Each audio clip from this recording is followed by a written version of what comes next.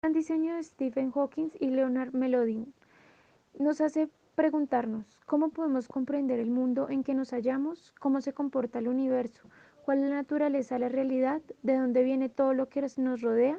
¿Necesita el universo un creador?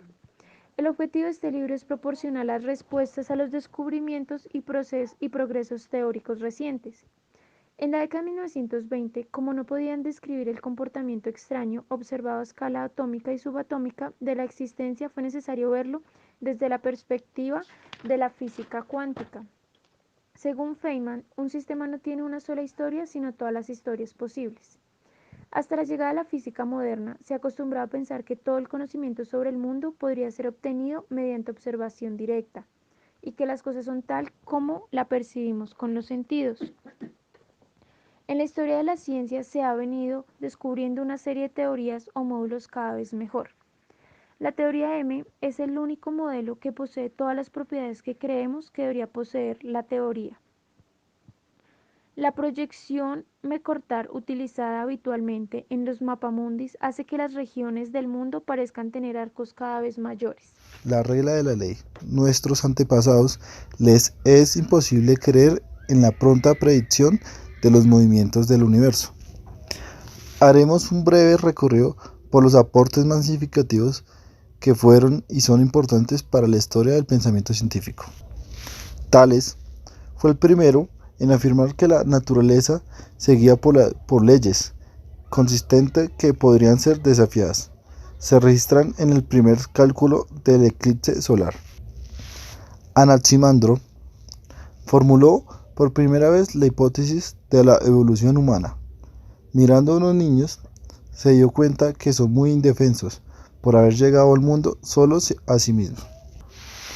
Pitágoras descubrió las relaciones de longitudes entre las cuerdas de los instrumentos musicales y las combinaciones armónicas de sonidos.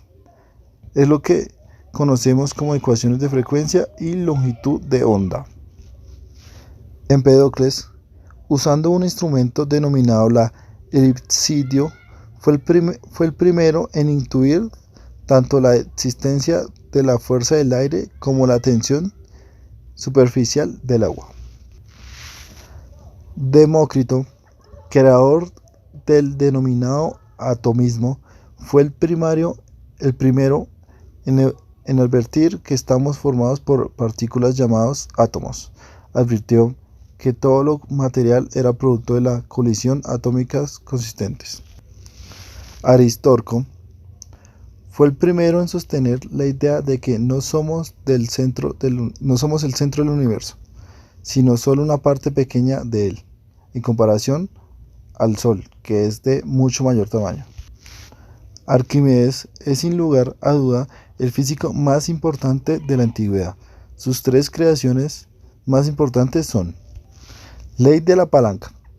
Toda longitud de palanca con respecto a un fulero de aparto es capaz de multiplicar 7 fuerzas para levantar objetos de su otro extremo. Ley de flotación. Todo objeto sumergido en un líquido experimenta una fuerza ascendente llamada empuje, de modo igual de peso del mismo líquido que el objeto. Ley de reflexión. El ángulo de luz de un haz reflejado en un espejo es igual que el ángulo de luz de un haz Por otra parte, incidente ¿qué en el entendemos espejo. por la realidad? A lo largo de la historia hubo distintas versiones de la realidad. Ptolomeo, quien creía que la Tierra era el centro del universo, mientras que Copérnico, quien siempre afirmó que era el Sol Muchos quien se filósofos encontraba en argumentaron el en centro contra del de muchos universo. principios. Heráclito afirma que el Sol se comporta tal cual lo hace porque de no ser así la diosa de la justicia lo expulsaría del cielo.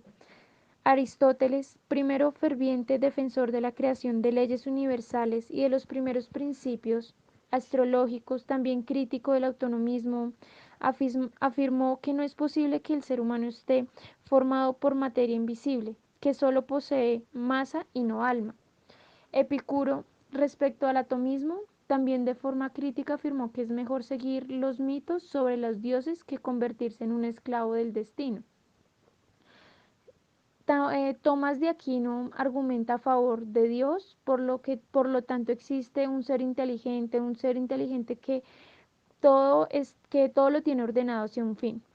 Otros que aportaron significativamente después de la época jónica fueron Galileo Galilei, que abogó por los principios básicos de la observación de la ciencia y fue objetivo a la hora de investigar reacciones cuantitativas que existían entre los fenómenos físicos.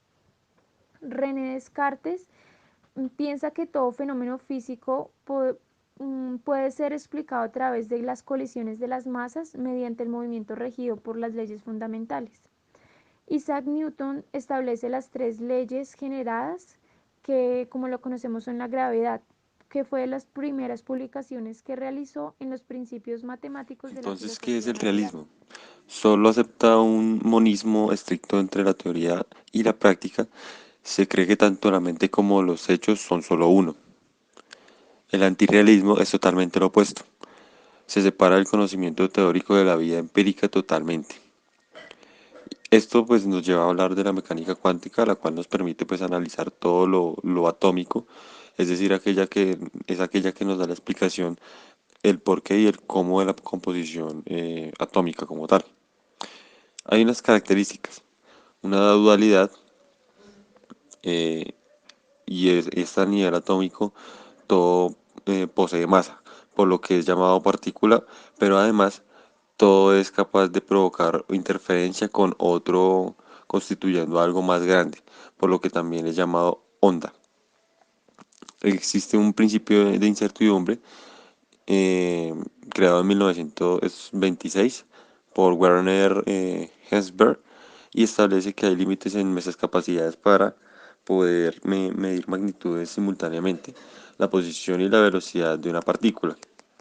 Es importante calcular o recalcar que las probabilidades de la mecánica cuántica no son las mismas entidades en cuanto en cuanto a la mecánica clásica.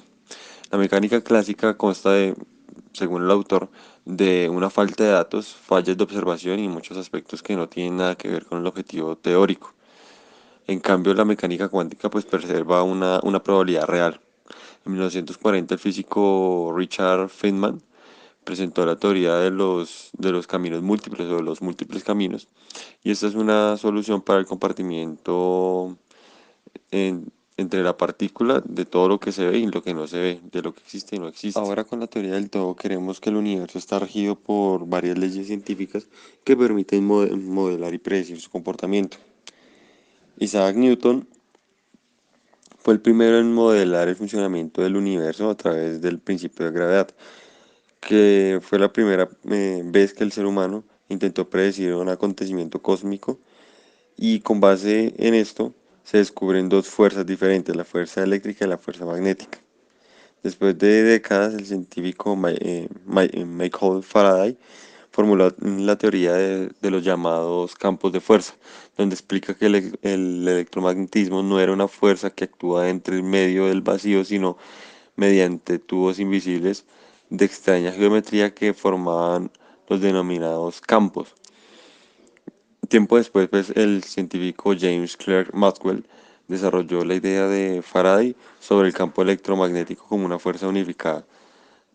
Esto dado por ecuaciones de Maxwell y de esta misma forma pues se calculó la velocidad de la luz, que en ese entonces pues se calculó como 300.000 Muchas kilómetros personas por segundo. consideraron que la Vía Láctea fue un milagro oportuno. De esto debemos destacar una ley científica que puede ser confundida con un principio filosófico. Nuestra existencia impone reglas que determina desde dónde y qué tiempo podemos observar el universo.